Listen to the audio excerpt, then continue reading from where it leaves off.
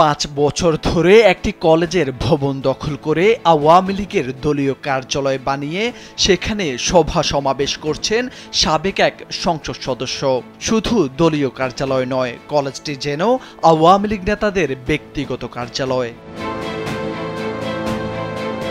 কলেজটির একটি ভবনের নিচতলায় 3টি কক্ষ রয়েছে। এর মধ্যে একটি ব্যবহার করেন সাবেক সংসদ সদস্য ডাক্তার মোহাম্মদ নাসির উদ্দিন, অন্যটি ব্যবহার করেন বর্তমান উপজেলা ভাইস চেয়ারম্যান মোহাম্মদ সেলিম রেজা। অন্য আরেকটি কক্ষের সামনে কমিউনিটি পুলিশিংয়ের সাইনবোর্ড লাগানো। ভবন ছাড়াও সেখানে খোলা জায়গা রয়েছে, যেখানে বিভিন্ন সময় আওয়ামী লীগের সভা সমাবেশ করেন নেতাকর্মীরা। আমি রান্নায় মানহীন কোনো উপাদানের সাথে আপোষ করি না। নারী আর নানান আপোষহীন এক নাম।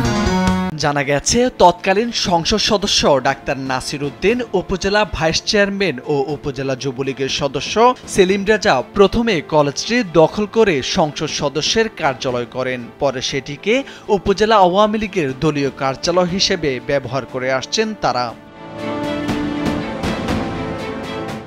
যশোরের ঝিকরগাছা সরকারি শহীদ মশিউর রহমান কলেজের এক পাশের নিচতলা দখল করে উপজেলা আওয়ামী লীগের দলীয় কার্যালয় করা হলেও কলেজ কর্তৃপক্ষ বলছেন সাবেক এই সংসদ সদস্যের আত্মীয় এই ভবনটি 5 বছরের জন্য ভাড়া নেন। তবে শিক্ষা প্রতিষ্ঠান দখল করে দলীয় কার্যালয় বানানোর কারণে স্থানীয় সচেতন মহল ও শিক্ষানুরাগীরা ক্ষোভ প্রকাশ করেন।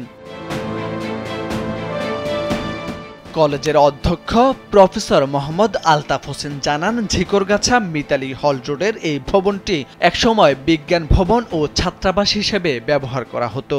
উনি 5 বছরের চুক্তিতে মাসিক 5,000 টাকা ভাড়া দিবেন। এই চুক্তিতে কলেজ কর্তৃপক্ষের সাথে একটা চুক্তিনামা সম্পন্ন করেন। এই বিষয়ে জানতে যশোর 2 আসনের সাবেক সংসদ সদস্য ডাক্তার মোহাম্মদ নাসির উদ্দিন ও উপজেলা আওয়ামী লীগের সভাপতি জাহাঙ্গীর আলম মুকুলকে একাধিকবার কল দেওয়া হলেও তারা ফোন রিসিভ করেননি। তবে উপজেলা আওয়ামী লীগের যুগ্ম সাধারণ সম্পাদক ও উপজেলা চেয়ারম্যান মনিরুল ইসলাম কালবেলাকে জানান, মিতালি হল রোডের ওই ভবনটি সরকারি কলেজের সম্পদ। সেলিম রাজা নামের একজন আওয়ামী লীগের দলীয় কার্যালয় নাম দিয়ে এটি অবৈধভাবে দখল করে আছে। এটি আওয়ামী লীগের দলীয় কার্যালয় নয়। দীর্ঘদিন ধরে অবৈধভাবে ভবন দখল করে রাখছে। আমি উপজেলা আওয়ামী লীগের যুগ্ম সাধারণ সম্পাদক।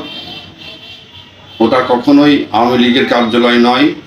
ঝিকরগাছা উপজেলা নির্বাহী কর্মকর্তা নারায়ণ চন্দ্র পাল জানান, এই বিষয়ে তার জানা নেই। কলেজ কর্তৃপক্ষ লিখিত অভিযোগ দিলে ভবনটি উদ্ধারের জন্য আইনগত পদক্ষেপ নেবেন। আমি জানি না।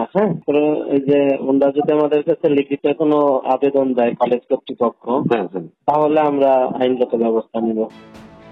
কলেজটি 1968 সালে প্রতিষ্ঠিত হয়। 2018 সালের 8 আগস্ট কলেজটি সরকারিকরণ করা হয়। মিতালি হল রোডে কলেজটির একটি ভবন সহ ক্যাম্পাস রয়েছে। একসময় বিজ্ঞান ভবন ও ছাত্রাবাস হিসেবে ব্যবহার করা হতো এটি। তবে বিভিন্ন সময় রাজনৈতিক নেতারা এটি নিজেদের দখলে রাখেন। মোর্শেদ আলম, কালবেলা।